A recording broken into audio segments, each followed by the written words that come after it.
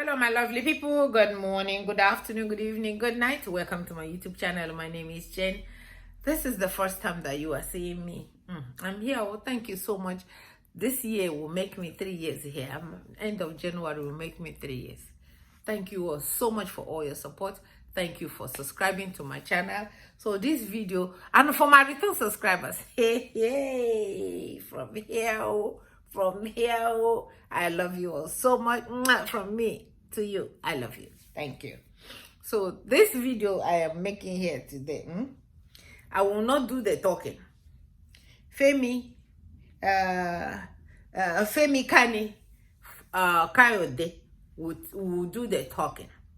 And then all we're going to do is drink on his head and then listen to him. And I want you guys to listen to him more. I want you guys to listen to him.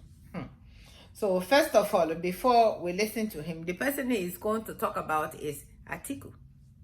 Atiku is the person that was vice president. Yes, that was vice president for Obasanjo during his time. So, and now, during Obasanjo's time, there's nothing that he did not do. Nothing that he did not do to frustrate Obasanjo. To the extent that after the first tenure, Obasanjo had to come and kneel down for him and say, please, though, I beg now. I beg, Oga. He became Oga by force. Let me run for the second time. I beg now. I beg. He gave all kinds of laws. You must fire this person. You must let this person go. You must let that person go.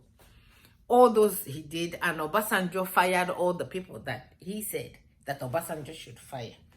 And then he was the same person during Obasanjo's time that they gave him 16 million to, is it 16 million? 16 million to put to light for our country.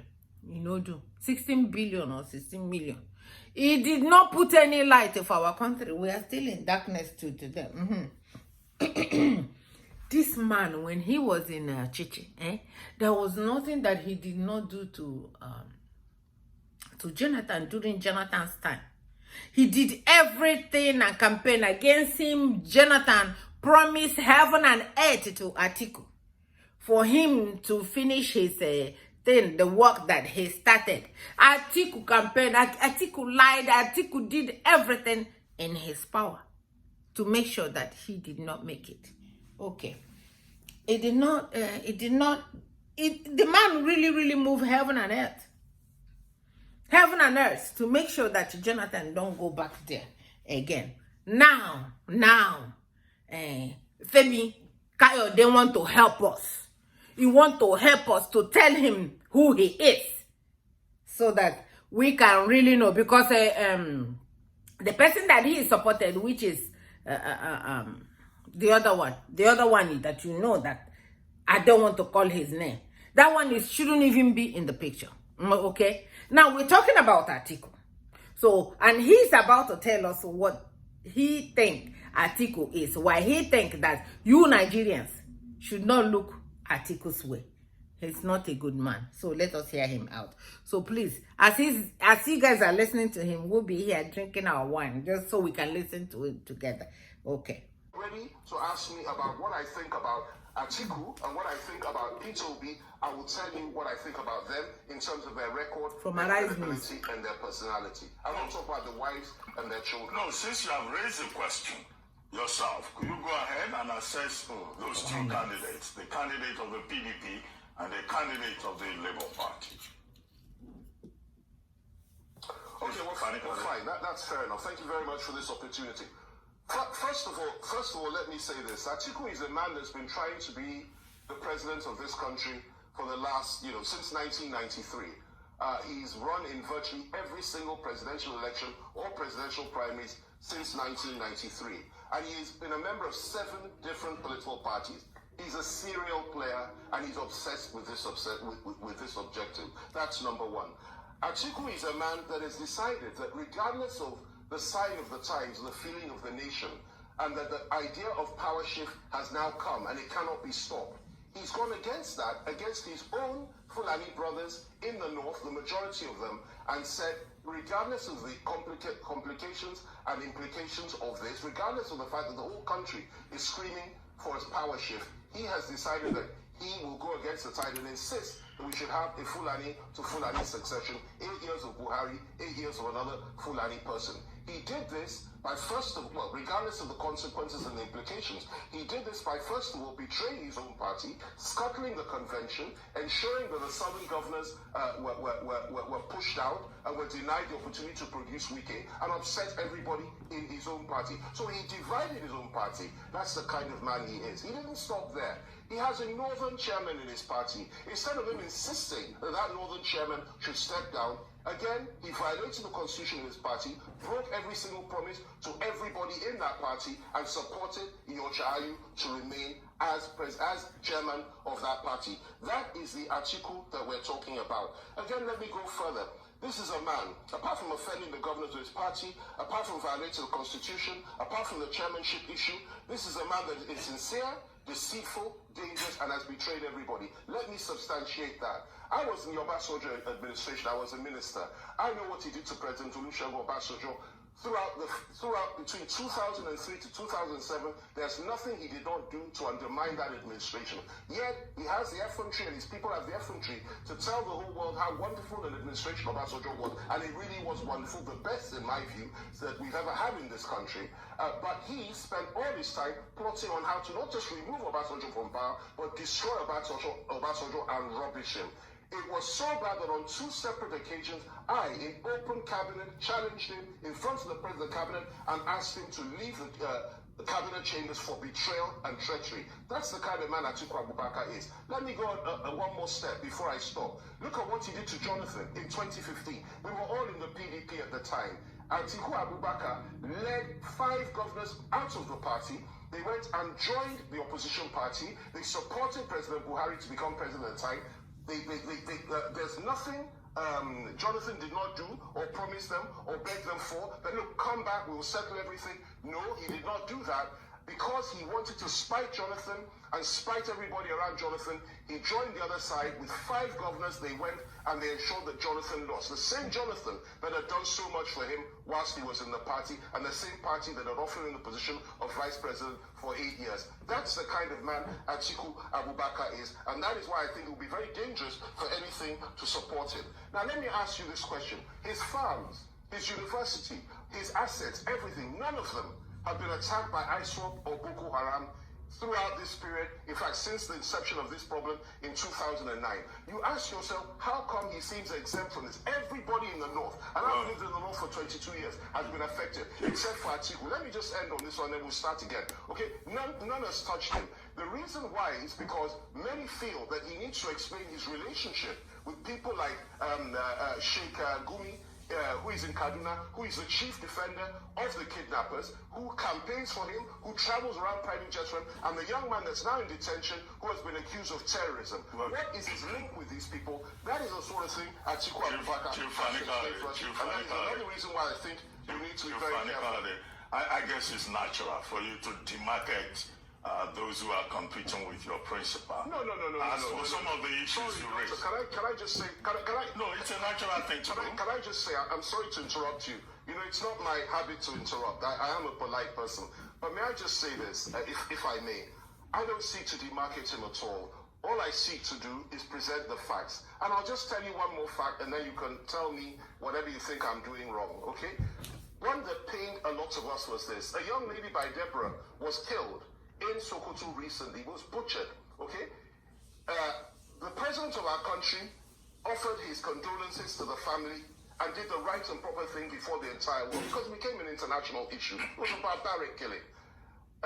Atiku Abubakar tweeted his commiserations, then chose to withdraw that tweet and refused to offer condolences to the family. Is that the kind of man that you think can protect the rights of Christians if he's in power? Unlike Tinubu, well, that's a fact. That's a fact. Unlike Tinubu, last fact before I stop. Unlike Tinubu, whose wife is a Christian, he did not insist she should become a Muslim before they got married. Atiku Abubakar insisted that his two wives must drop their Christian faith, two of them, and become Muslims before they could get married. So the question I have to ask is this: do people not have a right to ask these questions and so many more that I've already highlighted to you some of the atrocities that Atiku has committed. I didn't talk about Volpi in the late 80s, where it is alleged, and I'm not saying it happened, that he was involved in drug business with Mr. Volpi. I never spoke about that. But there are so many things. I've told you about that. But look at Peter Obi, for example. How can he consider Peter Obi as a serious candidate when the same Peter Obi was issuing ID cards to Northerners when he was governor of Anambra State? And when you as a Northerner did not have an ID card, he'll ship you in carloads out of the state and deport you. This same Obi has a symbol of Biafra on his beer can, which he's selling for commercial purposes. What does that tell you about him?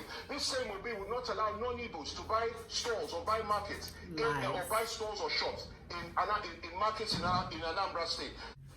Did you guys hear what Kayode said? Oh, good. It did not come from my mouth. He's telling us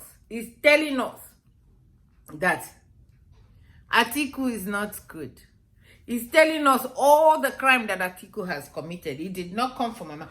But the one that caught me, that made me want to make this video, is when he called him a terrorist. Hey, God, oh, he said, can you guys go and ask him why all these people were? All these schools and churches and everything has been attacked, and his own, nobody has attacked it. Can you please? So he's practically saying that Atiku is a terrorist. He said he's a terrorist. He said, Atiku, you are a terrorist. Not me talking about Femi Kayode said though. So you guys, if you want to get angry, go and ask Femi Kayode. Me, it's not from me. I did not say it. That's why I played the video. So I'll make you not hear. So this is credit to Arise News. So my lovely people, after everything that this guy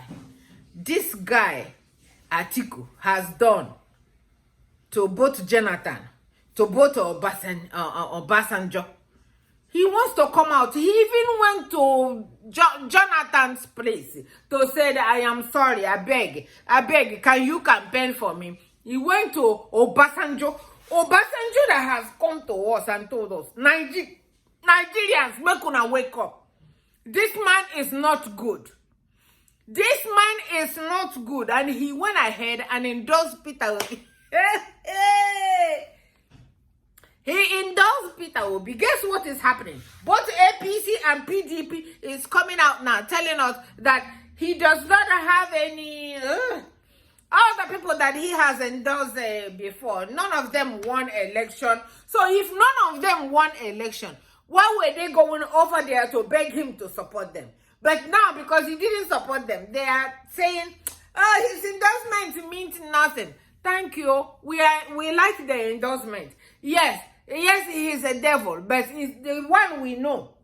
He's the one we know because he cares about Nigeria. He's apologizing to Nigeria. He's even telling you, if he said he spoke with all of you that are running for president. I mean Obasanjo. Obasanjo said, I spoke with every one of them that are running for president. And I found out that they are trying to take us to when I used to be the president. And the Nigeria then is not Nigeria now. That's what Obasanjo said in his letter, in his long letter to Nigerians. So he wrote the letter. He said, Nigerians, I am trying to tell you, I don't want tomorrow now. You guys will say that I was in the house, that I will okay, that I am telling you guys the truth. Oh, this man, these two people, they are not good. That Obi is the man. Obi is the one that we are going to support. Whether people like it or not, Obi is going. So Obasanjo supported Obi. And no matter how bad he is, I thank him for at least coming out from his shells to say, hey, I am supporting Obi. No matter what they say, they will come out and say, hey, he's not good. It doesn't matter who he supports, whether he supports. We don't even want his support. But they went through the back, through the behind, through the back door. Through the back door, that place that you follow to take out trash. That's where they follow to go and say, I beg now, can you please support us? Can you please campaign for us? And the man ended up hearing every trash that they came with and said, I'm going to support Peter Obi. Congratulations for being a human being for once.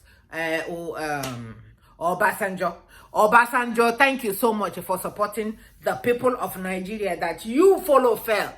You follow fail Nigerians. And he didn't lie. He said, oh, when I was the president, things were not the way it is now. He knew he failed Nigerians. And this article was one of the reasons he failed Nigerians, because the ones that was given to him to do, like he giving us light, he no fit to do it. He no fit to do it. So, my brothers and my sisters, you guys have heard it from Femi, Kayode, the reason why you must not vote to Atiku. The reason about Asiwaju Ahmed, but Tinubu. It's all over now, and he is the one giving us the reason. He's the one giving us the blah blue. He's the one. He's the one giving us the I beg, because no, because I'm begging you guys to please don't make me be talking. People said I'm yelling too much. I'm yelling. I am yelling because what is going on needs to make you yell. I am yelling because what is going on make you're supposed to be screaming, no yelling. Yelling is small. So my people, my lovely people, when you go to court, the people that you are fighting with, just prepare the case for you and lay it on the table. Judge Judy will tell you, if you try to say something, Judge Judy will say, me, I no call you. I beg you, keep quiet, I no call you. Because guess what? He has already gotten everything he wants from the mouth of the person that brought you to court. And by the time the court was done, you don't have to say anything. It just... the people just put themselves in hell, just by themselves, with their own mouth. So, we had it. You cannot say you did not hear it. You go and pick up your PVC. Pick up your PVC and vote. Anybody that say you will not vote, tell the person to kiss your bumper and just kiss it. Thank you all so much for watching. Thank you for listening to me. I love you all from here to you. Thank you for watching. Bye-bye.